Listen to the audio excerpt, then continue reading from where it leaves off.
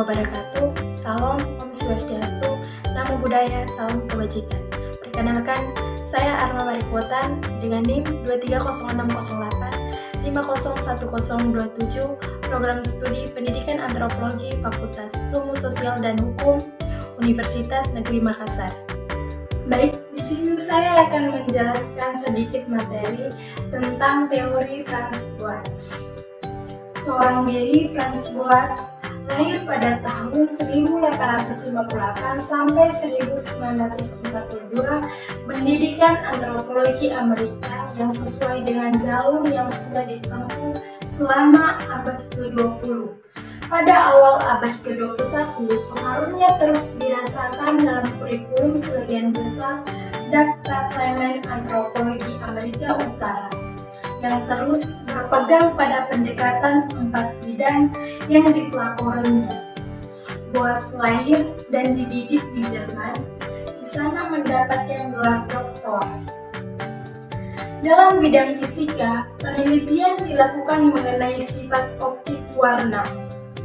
Ia melakukan kunjungan lapangan ke Kanada Utara untuk mempelajari persepsi penduduk asli tentang warna, dan di sana pula ia beralih ke geografi dan kemudian antropologi.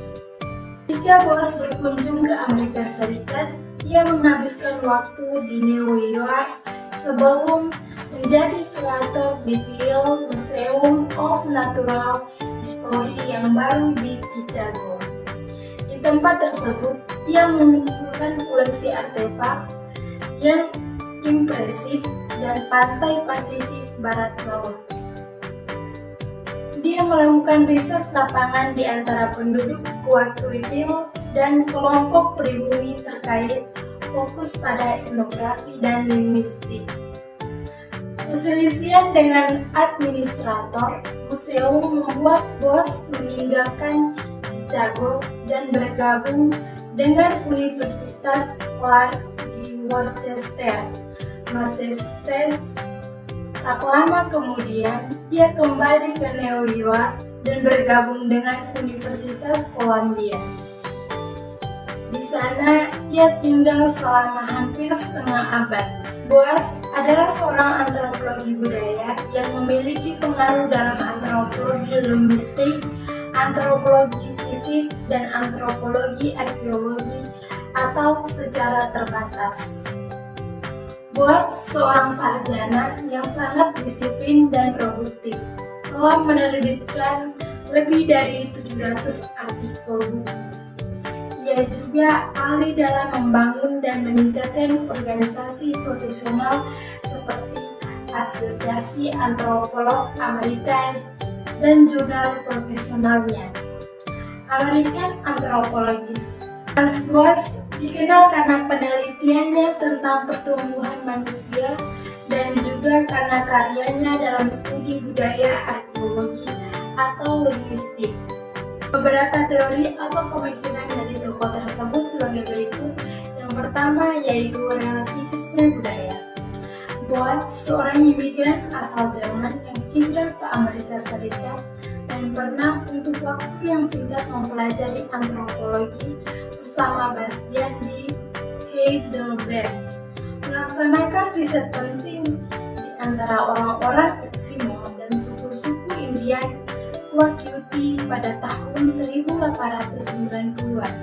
Dalam perkuliahan serta kepemimpinan profesionalnya, ia memperkokoh pendekatan kuartet bidang dalam antropologi Amerika yang membedakannya dari antropologi Eropa.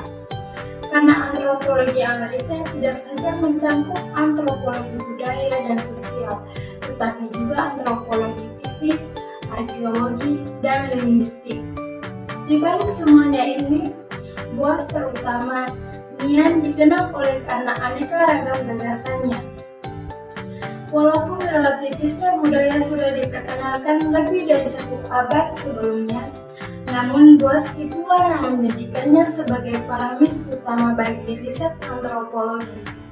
Sebagai tanggapan terhadap skema-skema evolusioner dari Taylor, Morgan, dan kawan-kawan, Boas langsung mengambil sikap yang lebih condong kepada pendekatan partikularistik. Ia menandaskan bahwa setiap budaya harus dipahami seterus bingkai sendiri dan bahwa secara ilmiah. Dalam teori relativisme mengungkapkan bahwa prinsip kepercayaan dan aktivitas setiap orang harus dipahami menurut budaya orang itu sendiri. Prinsip ini dirintis sebagai aksioma dalam penelitian antropologi pada beberapa dasawarsa pertama. Sebagai paham dan pandangan etis, relativisme berpendapat bahwa yang baik dan yang jahat, yang benar dan yang salah tergantung pada masing-masing orang dan budaya masyarakat. Teori relativisme budaya juga memandang hak asasi manusia berbeda-beda terbatas pada wilayah tempat tinggal dan kebudayaan. Apa yang menjadi hak bagi satu kelompok masyarakat belum tentu menjadi hak bagi kelompok masyarakat yang lain. Relativisme kultural menyatakan bahwa semua keyakinan, adat istiadat, dan etika bersifat relatif bagi setiap orang tergantung konteks sosialnya sendiri. Ras budaya hanya berlaku bagi orang-orang tertentu di dalam budaya-budaya tertentu. Alias berpendapat bahwa setiap budaya harus dipahami dalam konteksnya sendiri tanpa membandingkan dengan budaya lain. Ini berarti bahwa tidak ada budaya yang lebih tinggi atau lebih rendah dari yang lain. Setiap budaya memiliki nilai dan norma yang unik. Yang kedua, partikularisme historis. Teori partikularisme muncul setelah berakhirnya masa teori evolusionisme. Pemikiran baru ini dipelopori oleh Karl Schwarz yang menentang teori evolusionisme. Teori ini disebut juga sebagai partikularisme historis. Para partikularisme historis mengikuti teori evolusi sosial abad ke-19 sebagai teori yang tidak ilmiah dan menyatakan diri mereka bebas dari ide-ide yang terbentuk sebelumnya. Boas tidak setuju dengan teori evolusi tentang adanya hukum universal yang menguasai kebudayaan. Boas berpendapat meskipun hanya satu unsur kebudayaan tetapi harus dipelajari dalam konteks masyarakat di mana unsur tersebut berada. Teori partikularisme berpandangan bahwa perkembangan tiap kebudayaan mempunyai kekhasan sendiri-sendiri dan tidak dapat digeneralisasikan ke dalam aturan atau hukum yang universal. Boas berpendapat bahwa semua budaya mengikuti jalur perkembangan yang sama dari primitif ke maju. Ia berargumen bahwa perkembangan budaya bersifat multidunia. Artinya, setiap masyarakat dapat berkembang dengan cara yang berbeda tergantung pada konteks, sejarah, dan lingkungan mereka. Dengan demikian, tidak ada hukum universal yang dapat diterapkan semua budaya. Yang ketiga yaitu metode etnografi. Etnografi adalah suatu kebudayaan yang mempelajari kebudayaan lain. Etnografi merupakan suatu bangunan pengetahuan yang mengikuti teknik penelitian, teori etnografis, dan berbagai macam deskripsi kebudayaan. Etnografi bermakna untuk membangun suatu pengertian yang sistematik mengenai semua kebudayaan manusia dari perspektif orang yang telah mempelajari kebudayaan itu. Etnografi didasarkan pada asumsi bahwa pengetahuan dari semua kebudayaan sangatlah tinggi nilainya. Berdasarkan prinsipnya bahwa teori budaya harus berasal dari data etnografi konkret, Boas sangat menganjurkan kerja lapangan. Ia mengembangkan metode observasi partisipan sebagai strategi penelitian dasar kerja lapangan etnografi. Berdasarkan metode ini, Boas mengumpulkan sejumlah besar data budaya langsung dari suku-suku asli Amerika di Amerika Serikat.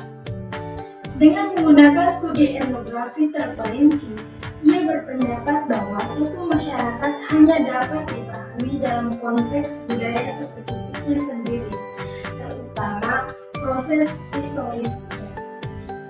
Boas tidak menyangkal keberadaan hukum umum tentang perilaku manusia dan mengembangkan posisi bahwa hukum-hukum tersebut dapat ditemukan dari pemahaman masyarakat tertentu. Pada tahun-tahun berikutnya, Boas menjadi skeptis tentang kemungkinan memperoleh hukum budaya karena ia menyadari bahwa fenomena budaya terlalu rumit.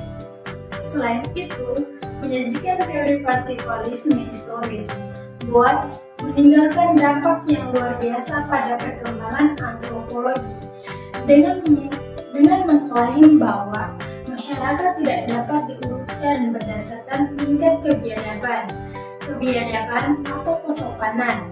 Boas menyebutkan di akhirnya etnosentrisme dalam antropologi. Berkat pengaruhnya, para antropologi mulai melakukan kerja lapangan etnologis untuk mengumpulkan budaya bukti yang kuat. Posisinya bahwa budaya harus dipahami dalam konteksnya sendiri telah diteruskan kepada para antropologi sebagai pendekatan dasar untuk analisis budaya. Penolakan terhadap determinisme rasial, Franz Boas secara aktif menentang gagasan determinisme rasial, yaitu pandangan bahwa karakteristik budaya dan perilaku individu atau kelompok semata-mata ditentukan oleh faktor biologis seperti ras. Ia membuktikan melalui studinya bahwa variasi dalam budaya dan perilaku manusia lebih dipengaruhi oleh lingkungan dan sosial dan sejarah daripada oleh faktor genetik. Misalnya, dalam studinya tentang anak-anak imigran di Amerika Serikat, Boas menunjukkan bahwa lingkungan sosial dan gizi memiliki dampak besar pada pertumbuhan fisik, sehingga membantah klaim superioritas biologis berdasarkan ras. Pendekatan ini menginspirasi banyak antropolog untuk memandang manusia secara lebih holistik, menghargai keanekaragaman budaya, dan menentang rasisme ilmiah. Perkembangan antropologi sebagai disiplin ilmu empiris, Boas menekankan pentingnya pengumpulan data secara langsung melalui kerja lapangan, pengamatan, partisipan, dan wawancara mendalam. Pendekatan ini berfungsi sebagai dasar metode empiris dalam antropologi modern. Ia percaya bahwa teori-teori antropologi harus muncul dari data yang konkret, bukan dari asumsi atau spekulasi belaka. Pendekatan ini membuat Boas menolak teori-teori spekulatif yang tidak didukung oleh bukti empiris seperti evolusi unilinear. Konsep difusi budaya Franz Boas turut mengembangkan gagasan difusi budaya, yaitu proses di mana elemen budaya menyebar dari satu masyarakat ke masyarakat lain melalui kontak sosial. Ia menganggap bahwa banyak kesamaan budaya tidak muncul karena evolusi linier, tetapi melalui pertukaran budaya di antara masyarakat yang saling berinteraksi. Dengan pandangan ini, Boas menekankan bahwa perkembangan budaya seringkali bersifat non-linear dan tidak dapat dipahami hanya melalui kronologi evolusi. Pengaruh pada antropologi linguistik, Franz Boas memainkan peran penting dalam memperkenalkan studi bahasa sebagai komponen utama antropologi. Ia percaya bahwa bahasa adalah kunci untuk memahami budaya, karena bahasa mencerminkan cara pandang masyarakat terhadap dunia. Karyanya tentang linguistik, termasuk analisis bahasa penduduk asli Amerika, menunjukkan pentingnya mendokumentasikan bahasa-bahasa yang terancam punah. Pendekatan linguistik ini mempengaruhi generasi antropolog berikutnya seperti Edward Sapir dan Benjamin Lewis yang kemudian mengembangkan teori relativisme linguistik. Penentuan standar etnografi yang tinggi luas menetapkan standar tinggi dalam dokumentasi etnografi yang melibatkan pengumpulan data terperinci tentang masyarakat, termasuk adat istiadat, seni, mitos, struktur sosial, dan bahasa. Ia mendorong penelitian untuk mendekati budaya lain dengan sikap terbuka dan tanpa prasangka. Hal ini mempengaruhi para antropolog untuk melihat budaya secara objektif tanpa membandingkan dengan standar budaya sendiri. Pendidikan dan bimbingan generasi baru antropolog sebagai profesor di Universitas Columbia. Boas mendidik banyak mahasiswa yang kemudian menjadi tokoh-tokoh penting dalam antropologi, seperti Margaretha Mead, Ruth Benedict, dan Zora Neale Hurston. Melalui bimbingannya, ia menyebarkan pendekatan relativisme budaya dan kerja lapangan empiris kepada generasi baru antropolog yang terus mengembangkan ilmu ini di berbagai bidang. Dengan kontribusinya yang begitu luas, Franz Boas sering disebut sebagai bapak antropologi Amerika dan tokoh yang merevolusi cara pandang terhadap budaya manusia dalam kerangka ilmiah. Pengaruh pada kajian hak asasi manusia, relativisme budaya yang diperkenalkan Boas memiliki implikasi signifikan terhadap pemahaman hak asasi manusia. Ia menekankan bahwa hak asasi manusia harus dipahami dalam konteks budaya masing-masing masyarakat. Pandangan ini mendorong antropolog untuk lebih sensitif terhadap variasi budaya saat mengevaluasi isu-isu hak asasi manusia. Meskipun hal ini lagi menjadi bahan perdebatan terkait universalitas nilai-nilai hak asasi. Kritik terhadap etnosentrisme, Boas secara aktif menyuruhkan penghapusan etnosentrisme dalam penelitian antropologi. Ia berpendapat bahwa menilai budaya lain berdasarkan standar budaya sendiri adalah salah dan tidak ilmiah. Dengan memperkenalkan relativisme budaya, ia membuka jalan bagi pendekatan yang lebih adil dan menghargai keberagaman dalam kajian masyarakat manusia.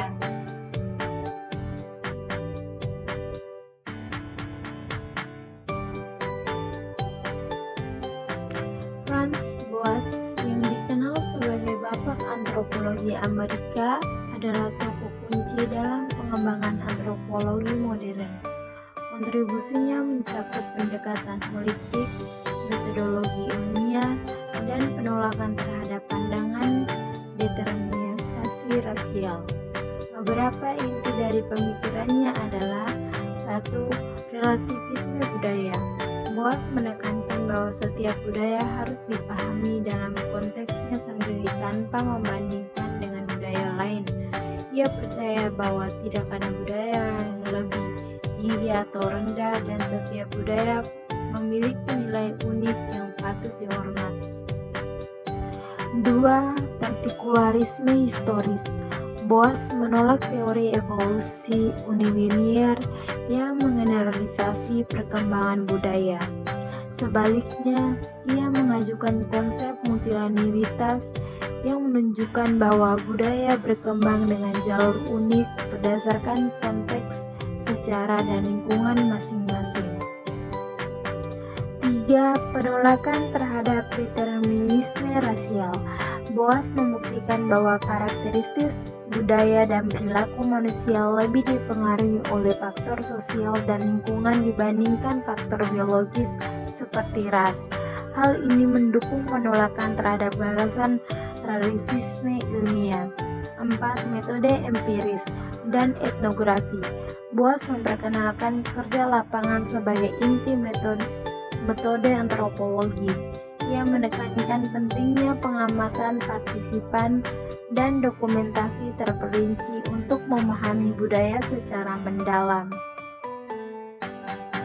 5. Kontribusi dalam linguistik dan seni.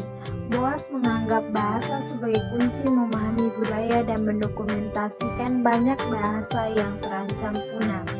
Ia juga mempelajari seni sebagai refleksi nilai dan struktur sosial suatu masyarakat. 6. Difusi budaya.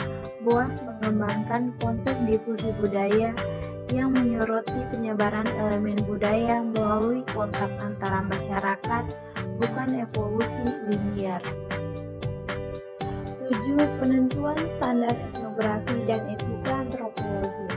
Boas menekankan pentingnya penghormatan terhadap keberagaman manusia, menolak etnosentrisme dan memperjuangkan pemahaman lintas budaya yang adil. 8. Pendidikan dan organisasi profesional. Melalui Universitas Columbia dan organisasi seperti American Anthropological Association, Boas membimbing generasi baru antropolog dan menetapkan standar akademis serta profesional dalam antropologi. Dengan pendekatan interdisipliner dan fokus pada keberagaman manusia, Franz Boas mengubah antropologi menjadi disiplin ilmiah yang empiris dan etis, memberikan dasar penting bagi studi budaya di era modern. Sekian materi dari saya, semoga bermanfaat untuk kita semua. Wassalamualaikum warahmatullahi wabarakatuh.